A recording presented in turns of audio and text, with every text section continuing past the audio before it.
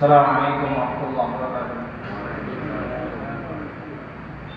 Alhamdulillahi rabbil alamin, wassalatu wassalamu ala nabiyyina al-amin wa ala alihi wa sahbihi ajma'in, amma ba'd.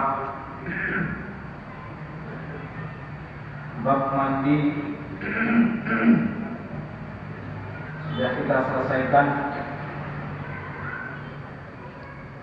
dan tayamum belum apa sudah? Belum.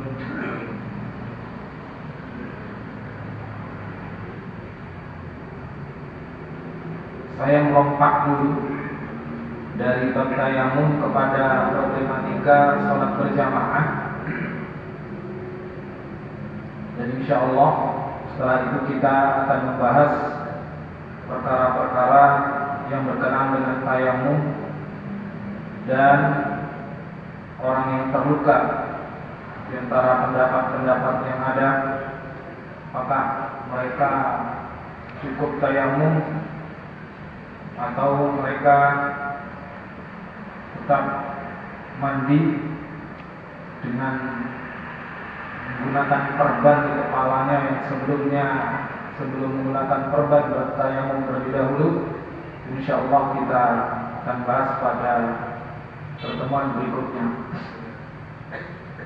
Insyaallah kita akan membahas hari ini tentang problematika sholat berjamaah. Ini pun sebenarnya murojaah saja, penyegaran kembali. Saya suka melompat-lompat biar nggak bosan. Problem pertama adalah mungkin kita pernah sholat berjamaah, sholat sendirian, tahu-tahu ada yang datang di kiri kita. Bingung juga, dia berada di kiri. Ya maklum aja nggak tahu karena nggak ada mazhabnya.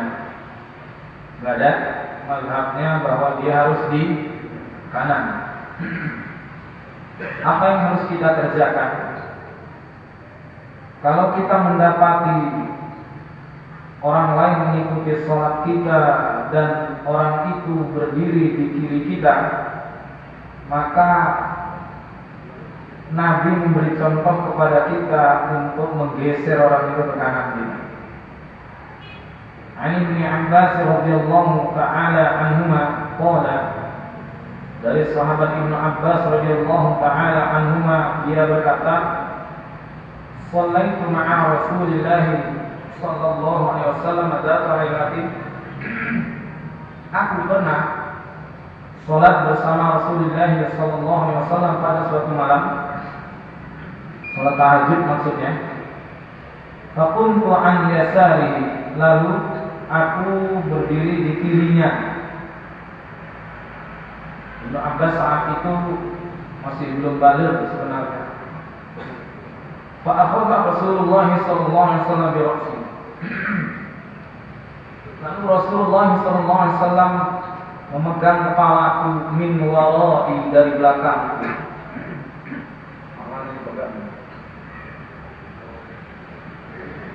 Faja'alani an yaminihi, lalu dia menjadikan aku di kanannya. Tarik ini enggak apa-apa lewat di depan, taruh ke kanan. Tidak mengapa. Apa ada yang mau mengerjakan ini? Itu kalau anak kecil. Orang besar jangan dipegang kepalanya. Nanti bikin problem gara-gara ngaji saya, terus saya dianggap kurang ajar.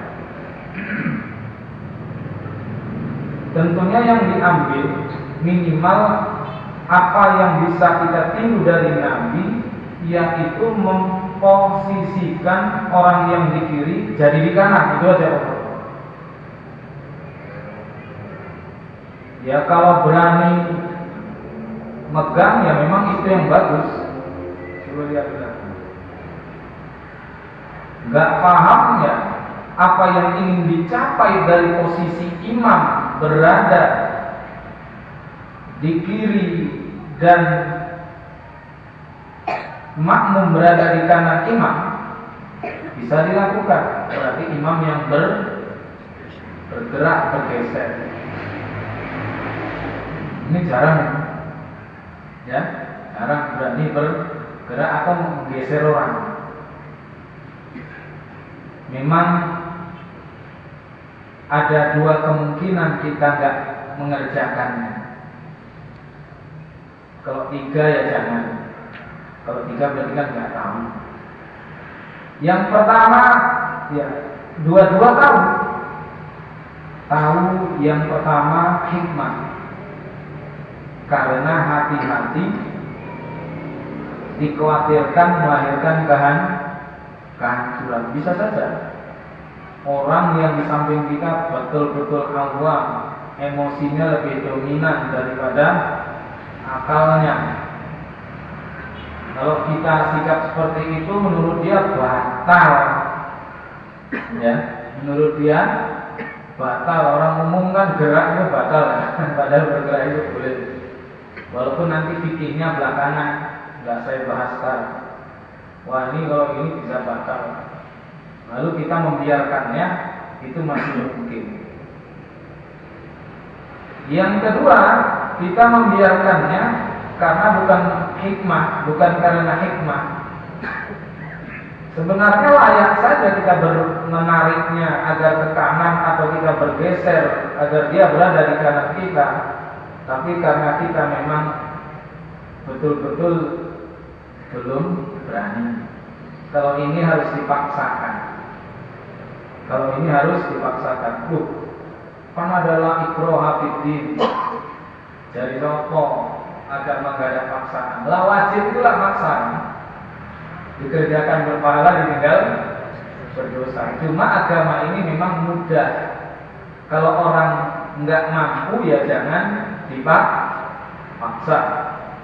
Kalau mampu ya paksakan diri. Orang nggak mau sholat maghrib lalu dia nggak sholat. Jangan maksa saya lah.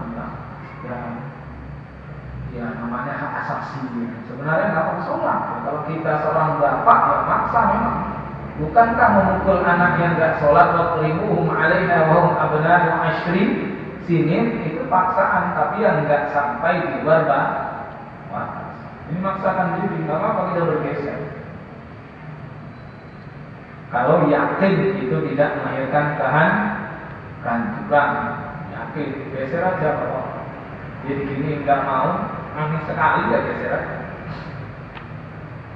Apalagi kalau kita misalnya sholat di tembok sebelah kanan, ya, buka pepek, karena dia nggak kasar berdua. Itu cepat-cepat aja kita kalau geser ke kiri, ya, geser ke kiri, melangkah ke kiri sebagai isyarat agar dia berposisi di kanan. Ya kalau kita yang ingin ikut dia ya jangan sampai kita ragu suruh dia geser. Bek dia diam aja suruh geser kalau yakin dia bisa dijadikan imam. Karena yang ingin dituju adalah makmum berada di kanan imam. Jadi mantuknya Nabi menggeser Ibnu Abbas, makmumnya minimal kalau bahasa kita nggak bisa dicapai semuanya ya, substansinya saja yang bisa kita kerjakan, yaitu kita yang bergeser ke kiri biar dia berada di kanan. Gak tahu di kiri ya nggak apa-apa lah, darurat itu nggak darurat bisa geser ke kiri.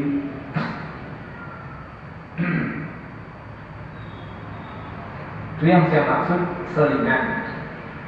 Lalu kalau kita teruskan, ada yang datang, ini problematika saya tunjukkan, problematika sholat berjamaah. Kalau problem berarti ya aneka ragam. Datang lagi yang satu.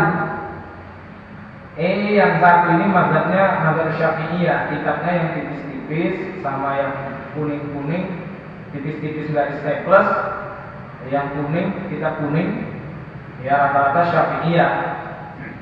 Itu kalau di mazhab Syafi'iyah sebatas wawasan bukan nyuruh. agar kita mengerti, jangan sampai kita nggak suka sama orang lain, nggak paham yang dia maksud. Wah ini ya tambah besar konfliknya. Bagi mazhab Syafi'iyah berjamaah, bukan ahli hadis, ahli fikih, berjamaah itu di belakang imam kalau 3 orang. Ini maksudnya untuk paham, jangan sampai kita ngamuk-ngamuk, orang perlu saja ini kan kudu mundur. Begini kan dia nggak mau mundur.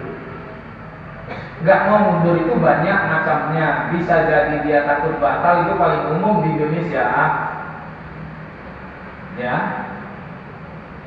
Kedua, dia merasa kita harus di kiri imam. Itu mazhab Syafi'iyah. Di kiri imam. Bagi dia. Kalau yang ketiga kan saya bilang jangan, yaitu nggak tahu apa yang harus dikerjakan. Jadi bisa saja seseorang kita gini kan, maksudnya supaya mundur. Ternyata dia bertahan di kanan. Kalau di Uber di kitab-kitab Syafi'iyah memang rata-rata menyuruh kita di kiri, dan itu sebenarnya pendapat Imam Syafi'i pribadi. Kiri. Hanya saja kalau di mazhab Syafi'iyah kiri itu harus tahu nih. Tapi di Syafi'iyah sendiri, sepengetahuan saya batasi, itu 99,9 ada yang amali, yaitu jari kaki makmum nempel di tumit imam. Nyambung. Jari kaki makmum nempel di tumit imam. Datang satu lagi berada di kiri imam, jari kaki kanannya nempel di tumit imam yang kiri.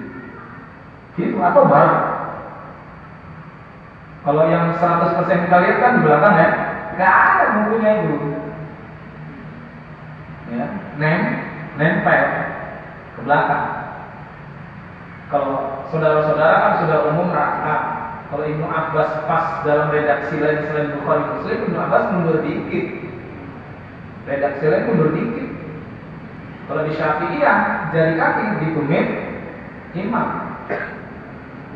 Harus tahu. Nanti kita masuk apa nggak mau ditawarin konflik.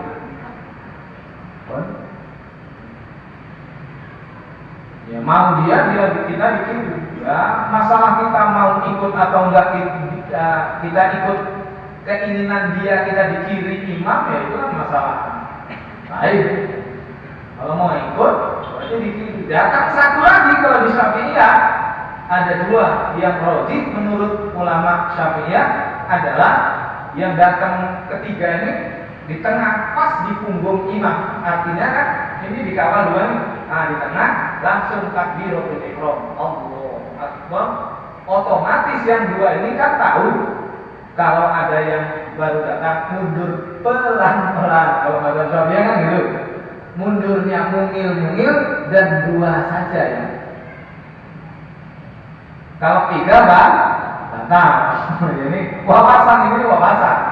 Karena saudara-saudara ketika jadi imam nggak mau mundur terus maju, imam yang melangkah besar-besar, bagi yang baru datang yang Syafi'iyah itu batal, dia nggak mau ikut. Paham?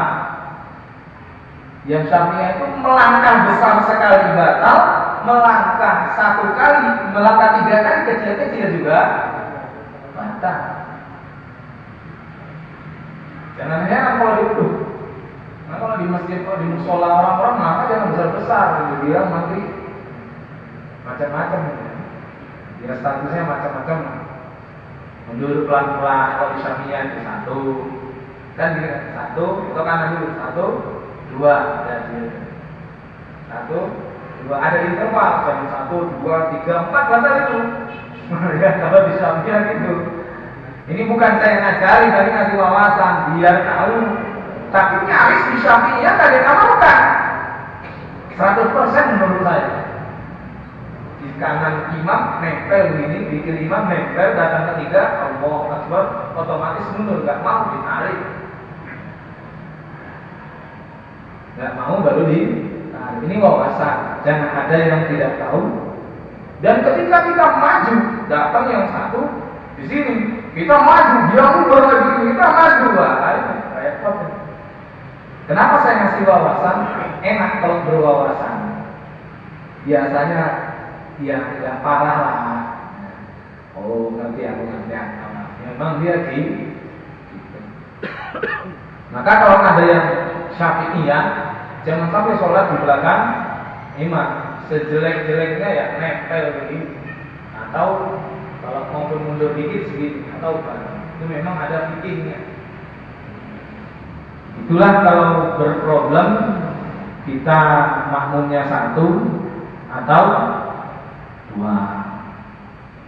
Kalau dari hadis itu gerakan yang dibutuhkan itu tidak mengapa menurut jumhur kecuali mazhab Syafi'i.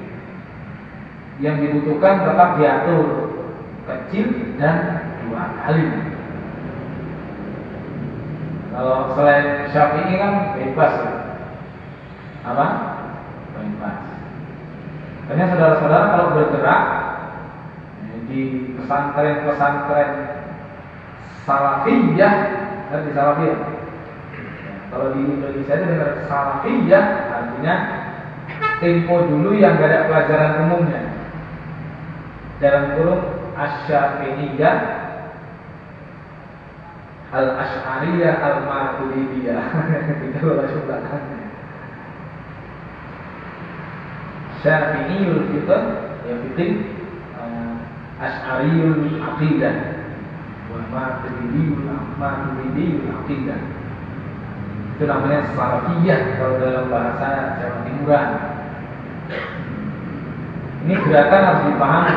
Jadi saudara-saudara harus tahu bahwa kenapa orang umum ada yang nggak mau sholat sama kita, bisa jadi memang dalam keadaan yang luar biasa, mungkin ain sukhti itu menjadi masawi, mungkin gitu, mata murka menunjukkan keburukan. Tapi bisa jadi bukan itu, karena menurut dia gerakan kita adalah gerakan yang membatalkan sholat. Kalau kita makan enteng, oh menurut mereka aku batal karena langkahnya besar-besar 3 kali lebih mantap. Kalau mau bijak ya langkahnya ya pelan biar ada ya istilahnya dulur-duluran. Coba kita sholat di masjid yang notabene-nya mereka adalah Syafi'iyah, lalu kita sholat sendiri sesuka saya. Ada orang lewat biar nggak kena orang, saya jalan langsung pilih tempat yang iya. Bagi kita gitu, tapi bagi mereka pelan-pelan. Coba kalau nggak kepingin dibilang ini itu, sering-sering lagi. Ini penting untuk diketahui masalah bergerak, ya. Dan ini yang diambil dari gerakan Nabi memposisikan Ibnu Abbas di kanannya dari dirinya. Mana dalilnya imam kalau gitu yang bergerak? Nah, Rasulullah ini kan memegangnya kan bergerak kan? Ya bergerak. Ini kan mantuknya bergerak, ambil kepala. Ya. Nah, mantuk makhluknya ya bisa saja kalau memang dibutuhkan imam yang bergerak.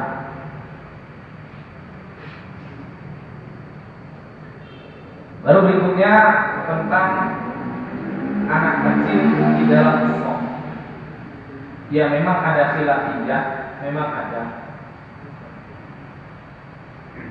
Sallallahu Rasulullah sallallahu alaihi wasallam faqumtu ana wa yatimun khalfahu wa ummu Sulaimin khalfana muttafaqun alaihi wa lafdhu lil Bukhari. Pernah Rasulullah sallallahu alaihi wasallam salat. Lalu aku berdiri di belakangnya bersama seorang anak yatim. Paham nggak anak yatim? Anak yatim itu kalau belum balik, bapaknya mati bukan ibunya. Jadi jika seorang bapak meninggal punya anak, anaknya belum balik, anak itu namanya yatim. Kalau udah balik kayak saya bukan yatim. Kalau ada yang nggak punya bapak, itu berarti yatim semuanya. Nah, jadi anak yatim adalah anak yang ditinggal bapak dan dia belum balik. Karena masih ada yang memahami anak yatim itu udah 21 tahun yang masih anak yatim, itu nggak yatim lagi. Karena dia sudah bisa berusaha. Yatim itu kan hajat. Jadi yatim yang zul hajat. Jadi Aku berada di belakang Nabi Sallallahu Alaihi Wasallam bersama seorang yatim. Dan inilah dari jumhur bahwa di belakang dua orang sudah memenuhi syarat. Belakang dua orang sudah memenuhi syarat dan hadisnya Sahih Bukhari Muslim. Dan di sini dapat diambil faedah kalau diambil secara tekstual bahwa anak yang belum baligh sudah memenuhi syarat untuk masuk ke dalam shaf, walaupun kalau diurut anak kecil berada di belakang. Syekh Utsaimin rahimahullah taala lebih memilih anak kecil dijaga. Dijaga artinya didampingi orang tuanya, dibanding ditaruh di belakang semua ketemu gengnya. Bisa dipahami? Ini namanya fikih. Fikih itu kan pemahaman. Jadi memahami kenyataannya anak-anak ini kalau ketemu ketawa. Bahkan lebih seru ketemu gengnya, udah lengkap sudah. Ini tidak, kalau saya maksudnya memilih ya tidak harus dilepas, ya bisa saja orang tua mengiringinya. Apakah anak yang bawa anak kecil sebaiknya di pinggir tembok? Dia nggak jadi perbandingan mazhab. Dia nggak jadi perbandingan mazhab. Pinggir tembok ini kalau bawa anak kecil yang belum balik, pas tembok. Ini kalau ada yang bawa anak kecil, pahami aja kalau dia nggak masuk ke shop bapaknya, ya memang dia kepingin di pinggir tembok agar tidak bikin masalah. Dan kalau berada di shop, ya ini mantuknya. Ini mantuknya. Walaupun kalau diurut jika jumlah shopnya banyak, mereka berada di belakang. Dan Nabi Sallallahu Alaihi Wasallam bersabda kalau masalah yang di belakang imam, dia ulul ahlam wal nuha, adalah di belakangku yang tua dan yang berakal, yang memiliki nuha, akal. Ada yang mengatakan akal itu adalah memang sama tuanya dengan ahlam, memiliki mimpi dan akal. Ada yang dipahami darinya adalah orang berilmu. Ini masalah shaf. Jadi kalau di belakang imam rebutan, maaf ya, rebutan di belakang imam, ada muda banget, ada tua banget. Kalau rebutan di belakang imam, harusnya yang makmum, yang muda tahu jangan tempat di belakang imam. Kalau bisa yang di depan ini seumpama rebutan, yang orang tua itu harus prioritas. Walaupun ada kaidah fikih larangan memprioritaskan orang untuk kebaikan, justru harus fastabiqul khairat, memang ada. Tapi asal di belakang imam adalah orang tua dan orang yang berilmu, khususnya yang bisa gantiin imam kalau dalam keadaan batal. Mungkin nggak imam batal? Mungkin, karena manusia batal.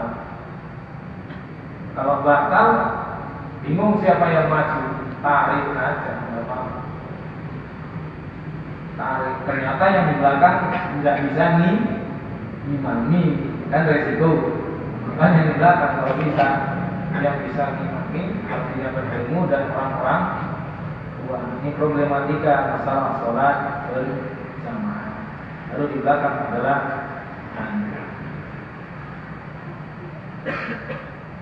ketiga, kisah Abu Bakar yang ketika dia sampai kepada Nabi Sallallahu Alaihi Wasallam di Masjid Nabawi ketika Nabi sedang rukuk, dan dia rukuk sebelum sampai ke dalam shaf.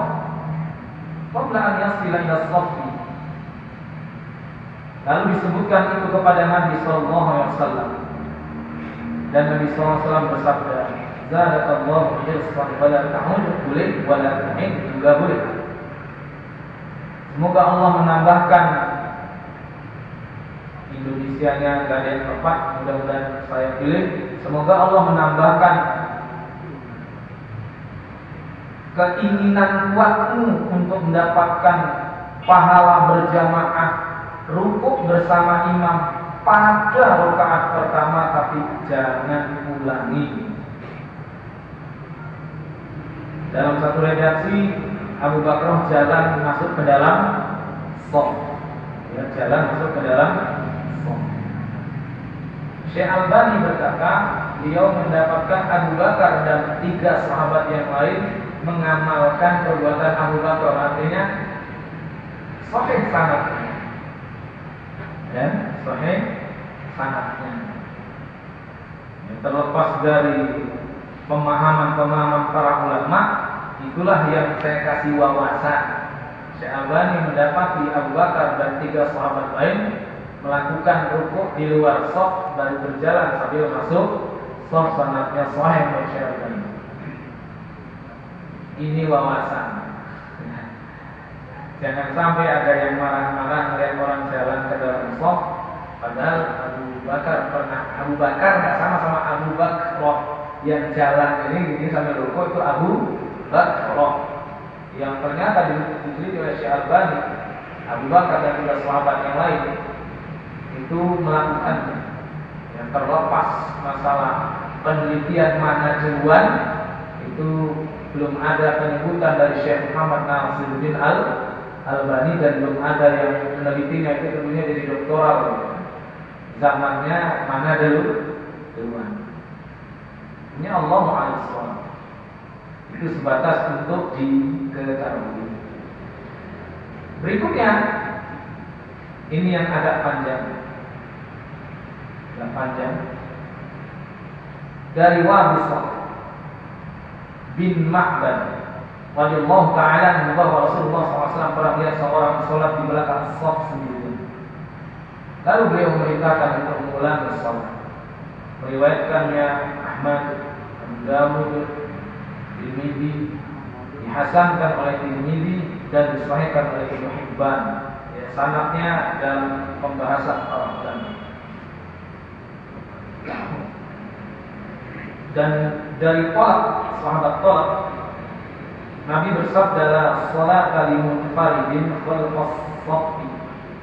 Tidak ada salat bagi yang sendirian di belakang shaf. Tabrani menambahkan dalam hadis Wabisah di atas, ada dakhalta ma'ahu aw yajtawalta rajul. Tidakkah kau masuk bersama mereka atau kau tarik seseorang? Pembahasan. Ingat, yang ingin saya capai adalah wawasan. Kalau saudara-saudara tahu sesuatu, berarti berwawasan. Kalau diambil tekstual hadis, maka tahap pertama nyemplung ke shaf. Tekstual kan? Ala dakhalta ma'ahu. Tidakkah kau masuk bersama mereka? Masuk, ya udah masuk. Berarti kita jamaah ini harus tahu, kalau orang sendirian dia masuk maksa, kasih. Karena Nabi nyuruh. Apalagi masih ada celah-celah, apalagi sajadah yang apa? Sajadahnya apa? Yang lebar, yang cukup mungkin untuk satu dan sama anak kecilnya. Jejer lagi. Yang rapat saja. Kalau masih dia masuk, itu masih tekstual ya. Timbang sendirian, timbang depan disuruh ulangi sholat, timbang dianggaplah sholatan, masuk. Apalagi ada celah di pinggir tembok, lumayan segini. Ada dakhalta ma'ahu. Kenapa kau gak masuk bersama mereka? Saya bilang, apalagi ada segini di pinggir tembok. Ini yang pertama. Kan masih ada yang kedua, dan ada yang ketiga, ada yang keempat. Yang ketiga dan keempat ijtihad saja. Jadi saudara-saudara, seumpama ada yang masuk, jangan sampai nggak tahu, ganggu saja gitu ya. Jangan ada yang nggak tahu, masih mungkin, apalagi sopnya kelihatan tidak apa-apa. Tidak apa, kalau dilihat walaupun kayaknya apa, tapi tidak apa, masih mungkin di pepet-pepet kan, wah masih mungkin masuk. Kecuali memang nyepet banget. Nah, kalau nggak bisa lagi pakai yang kedua. Awijita orta rojulan, atau kau tarik satu dari mereka. Walaupun pembahasan fikih nanti berarti putus, itu kan pemahaman, ini kan tekstual. Berarti putus, berarti itu kan pemahaman ulama. Masih mungkin ulama memahami, tapi kan teksnya ada tarik. Ya, ditarik. Nanti geser. Mana yang geser ya, mana yang paling berat ditarik. Yang misalnya ternyata yang ditarik agak ke kanan ya, kanan.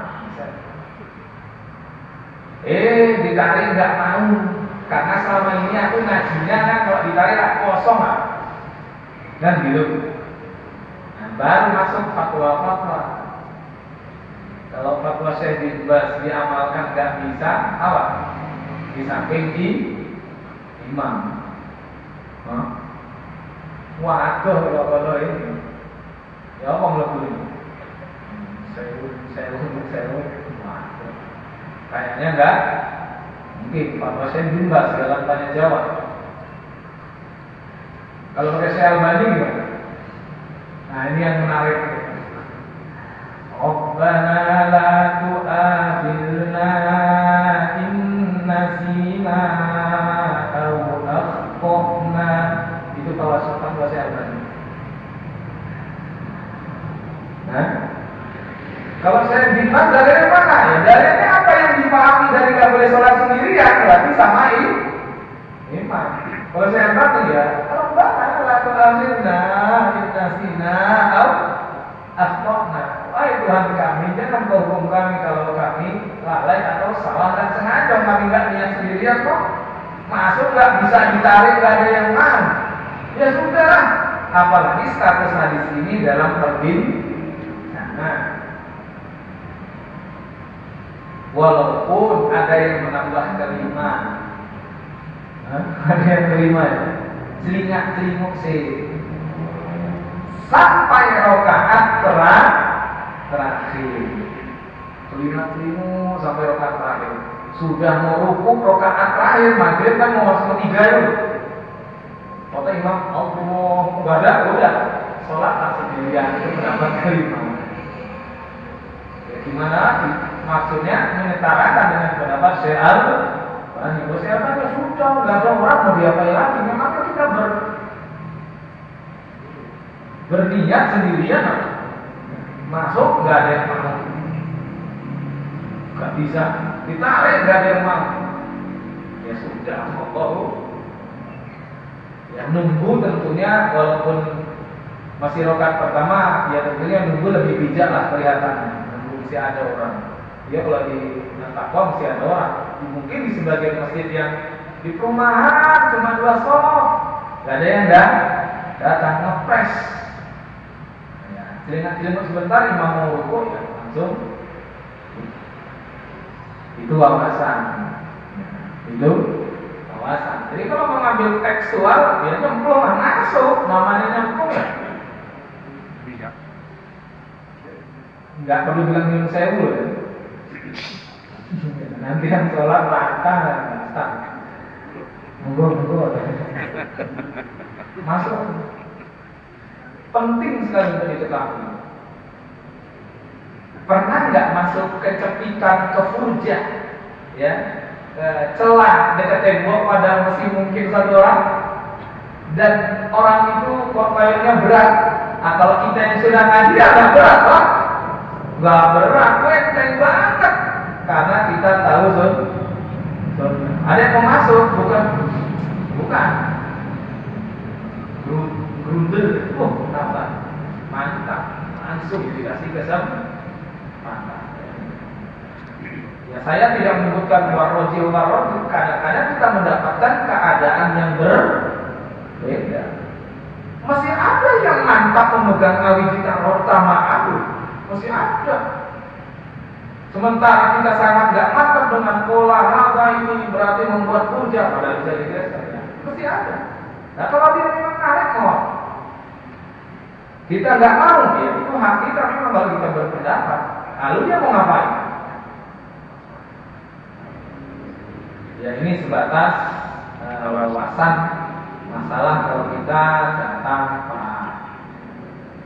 apakah kita apa yang kita kerjakan, dan jangan sampai nggak tahu, bisa jadi muadzin nggak dapat tempat karena nyepetnya iqamah itu loh. La ilaha illallah nyepet, nggak bisa. Dan masjid penuh, yakin pernah terjadi. Saya melihat sendiri.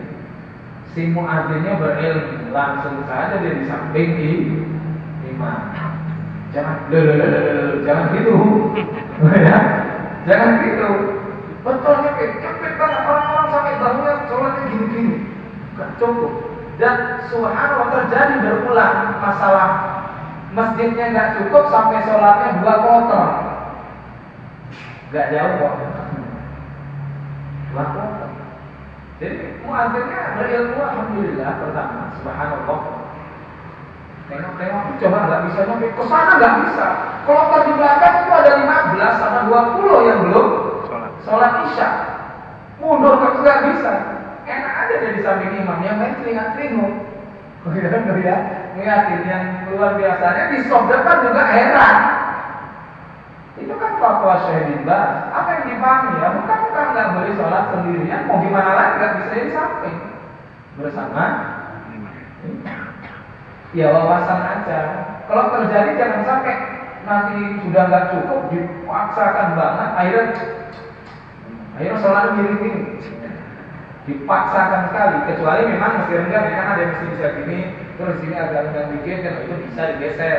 Kalau 20 kan ngambil dikit-dikit kan jadi dapat tuh. Ya ini sudah nyepet, gimana lagi? Mungkin aja mau azan di samping imam. Ya terlepas ini perkara yang mungkin pernah didengar atau baru didengar, pokoknya jangan sampai nggak tahu kalau ada kejadian yang sholat di samping imam. Itu penting untuk diketahui masalah muadzin, muadzin yang berada di samping imam.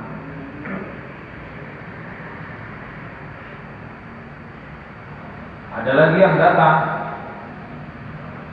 rupanya telat, nggak ada ini.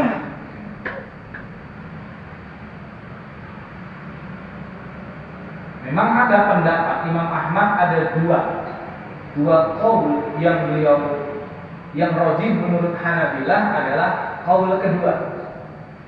Jadi Imam Ahmad bin Hanbal pernah berpendapat bahwa kalau masjid ada imam tetapnya, ya kayak gini mantap di sini.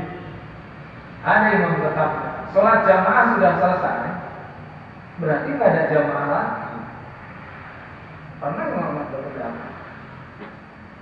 Ya karena adanya larangan 2 jamaah, tapi dipahami salah satu pemahamannya adalah sebenarnya kalau yang diambil 2 jamaah itu kalau yang enak dicerna, yang di sini sholat, di situ sholat. Tapi ada yang memahami, termasuk salah satunya yang dipahami pertama oleh Imam Ahmad bin Hanbal tentang tidak adanya 2 jamaah apabila ada imam tetap.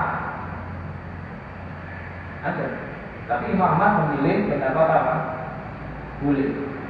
Maksud saya, saudara-saudara, suatu saat saudara-saudara masuk sebuah masjid dan masjid itu budayanya penduduk setempat tidak membolehkan sholat 2 kali, jangan heran. Jangan ngamuk. Ada yang berpengalaman itu ya saya pulang ke Medan sholat sama supir-supir truk pinggir jalan. Ini yang menegur saya rupanya ya teman saya. Itu Pas mau negur dia terkejut, saya Bang syukur tuh. Dari Jawa. Karena saya ngajak supir sholat berjamaah. Nah, yang jangan dilupakan adalah bahwa yang dimaksud di sini apabila ada imam tetap. Kalau nggak ada imam tetap nggak berlaku hukum ini dalam khilafiyahnya. Jadi kalau nggak ada imam tetap ya nggak ada khilafiyahnya. Mau berapa kali sholat ya nggak masalah. Tapi kalau ada imam tetapnya, yaitu salah satu qaul Imam Ahmad adalah tidak boleh. Qaul kedua dan ini yang rajih menurut pengikut mazhab Ahmad, tetap disunahkan berjamaah.